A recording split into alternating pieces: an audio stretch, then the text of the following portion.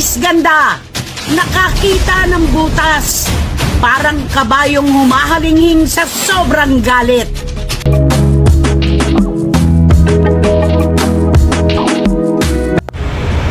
Oh, balita ko, ang dami mo na naman doon sinasabing masasama tungkol sa akin at sa iba pang mga tao. Okay lang yan. Ganun talaga. Demonyo ka eh.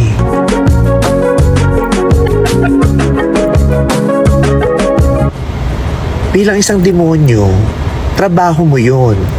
Kaya dapat gawin mo yun. Okay? Ituloy mo lang yan. Kasi demonyo ka eh. You have one job.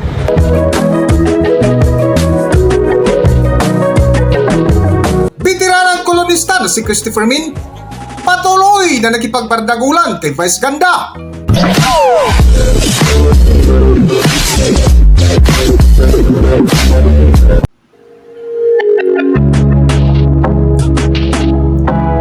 Welcome back to Philippine Celebrity Broadcast.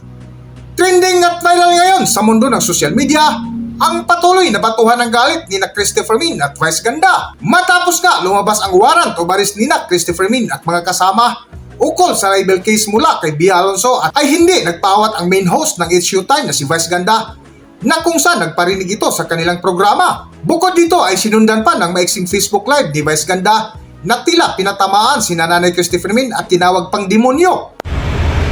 Oh, balita ko, ang dami mo na naman doon sinasabing masasama tungkol sa akin at sa iba pang mga tao. Okay lang yan. Ganun talaga. Demonyo ka eh. Bilang isang demonyo, trabaho mo yun. Kaya dapat gawin mo yun. Okay? Ituloy mo lang yan. Kasi demonyo ka eh. You have one job. So, you better do it. Okay? Huwag mong isipin ang sinasabi ng mga tao.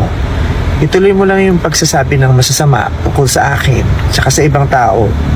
Kasi nga, demonyo ka eh. Diba?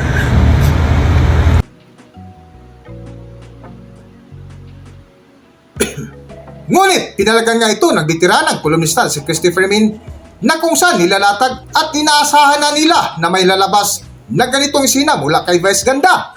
Okay, ang una naming ilalatag po na kwento sa inyo, inaasahan na po namin ito, si Wendell, ako at si Romel, lalo na po ako. Na kapag siyempre nakasilip si Vice Ganda ng butas, sasawsaw at sasawsaw siya sa isyong kinapalooban namin. Siya po ang pinakahuling tao na inaasahan naming magsasabi ng maganda at makikisimpatya.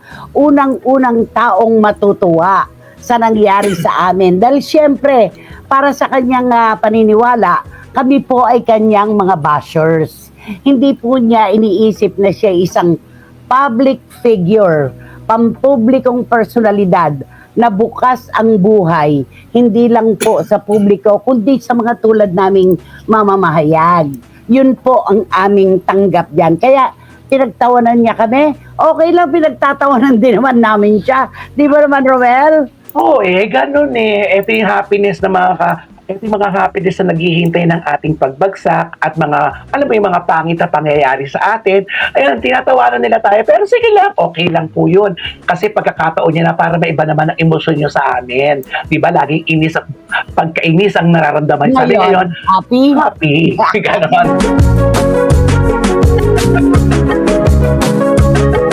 Sa patuloy nga ng kwentuhan ni Nanay Christopher Min, ay binahagi nila ang ukol sa warrant o baris mula sa nasabing libel case na ayon pa ni Nanay Christopher Min na tila kulang sa kaalaman si Vice Ganda pagdating sa legalidad.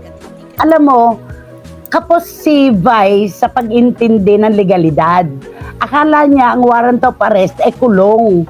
Isa rin siya sa mga naniniwala na kapag inisyuhan ka ng warrant of arrest ay kukulong ka na. Ito po ay bahagi ng hustisya ng legalidad na mula sa piskalya, kapag umangat po talaga sa husgado ang kaso, mag-i-issue po ang judge ng warrant of arrest bilang pag-angkin sa amin. Dahil doon po didinggin yung kaso. Yun po yun. Kulang siya eh.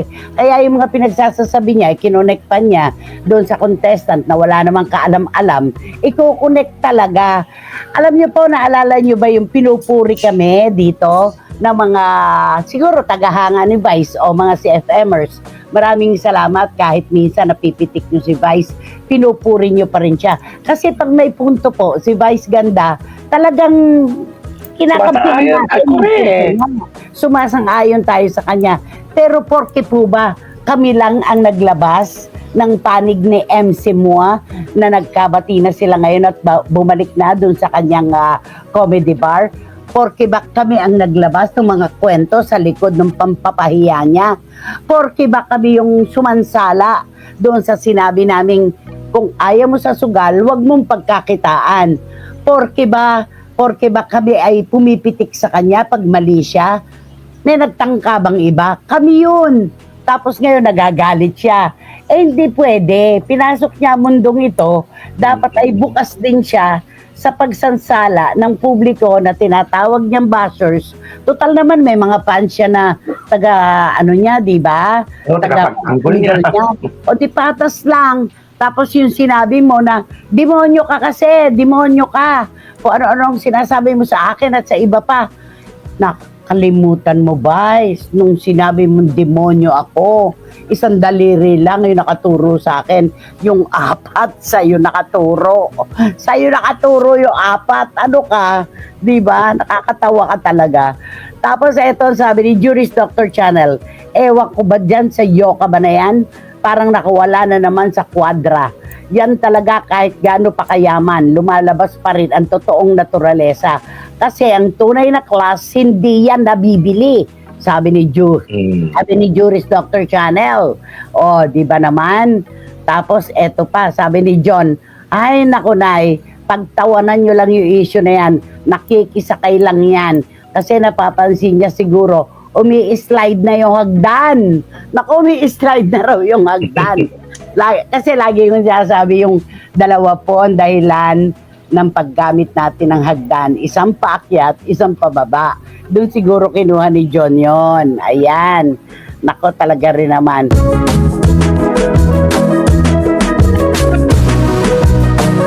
Dugto nga nagpintuhan ni Nanay Christy ay binahagi nila ang reaksyon ni Vice Ganda na tuwang-tuwa at may salita pa itong demonyo.